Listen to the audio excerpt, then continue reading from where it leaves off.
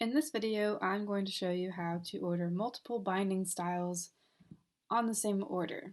So the first thing we have to do is preview and order our book. That's the first step we do when a book is complete and we're ready to place an order.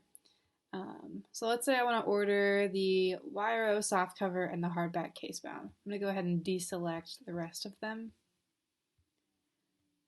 And I don't need cookbook access. I'll go ahead and leave the premium paper. We'll hit next and generate our proofs. And now we wait. Okay, now that my proofs have generated, I'm going to go ahead and review the contents, the cover for the YRO softcover, and the contents and the cover for the hardback casebound.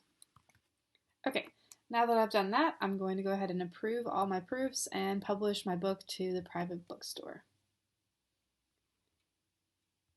Now we're going to go back to my cookbooks, and I was working on Ashley's Terrifying Treats, so we'll go back to here. And all I have to do now is add one hardback casebound and one YRO softcover to my order, and that's how you order multiple binding styles on the same order.